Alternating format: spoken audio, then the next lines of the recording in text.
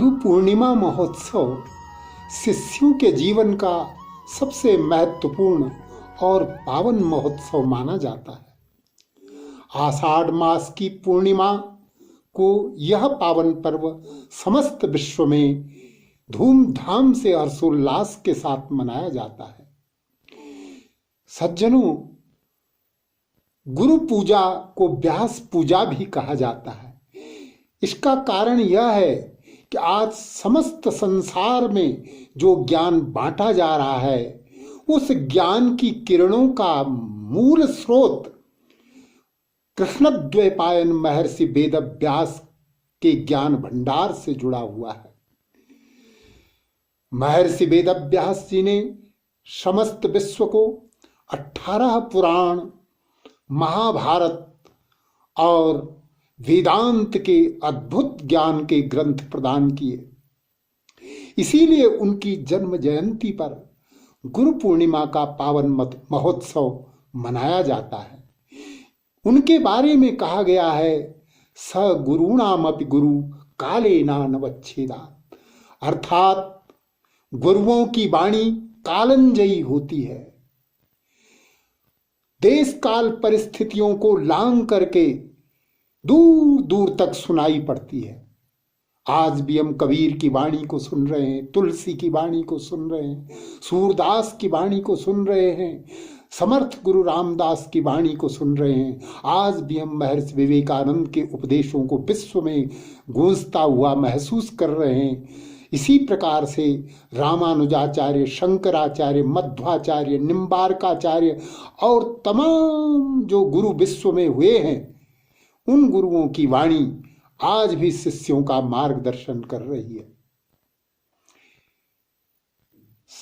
गुरु पूजा के विषय में कहा गया है कि शिष्या यदुत्कर्षमवाप्नुवन्ति प्रभाव एवैष गुरोरमोघ जात प्रतापो धत कौरवाणाम कृष्णोपदिष्टो हि जयो विजेता। अर्थात शिष्य अपने जीवन में जिन उन्नतियों को प्राप्त करते हैं, जिन सफलताओं को, जिन ऊंचाइयों को प्राप्त करते हैं, उन सफलताओं के पीछे उन शिष्यों के सद्गुरुओं का ही अमोघ आशीर्वाद का प्रभाव होता है।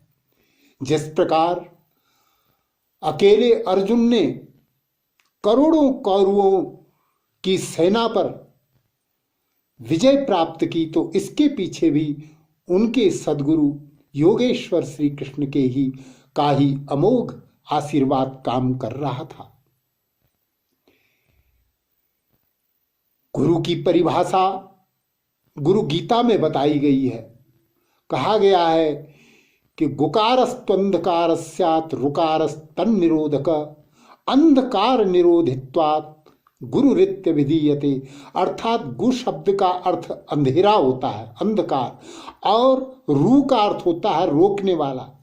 अंधकार को रोकने की वजह से, अर्थात अज्ञान को मिटाने की वजह से ही गुरु कहा जाता है। गुरु शब्द से ही गौरव शब्द बनता है। गुरु अपनी कृपा से अपने शिष्यों को गौरवमय पद तक पहुंचाते हैं, गौरव गरिमा प्रदान करते हैं। तुलसीदास जी कहते हैं कि गुरु बिनु भव निधि तरई न कोई, जो विरंचि शंकर सम होई। गुरु की कृपा के बगैर इस भवसागर को कोई पार नहीं कर सकता। सद्गुरु ब्रह्मा, विष्णु और शंकर के रूप होते हैं। इसीलिए कहा गया है, गुरुर् ब्रह्मा गुरुर्विष्णु गुरुर्देवो महेश्वरः गुरु साक्षात् परम ब्रह्म तस्मै श्री गुरवे नमः। गुरु भक्ति योग आज का सबसे बड़ा योग है, इस युग का सबसे बड़ा योग है।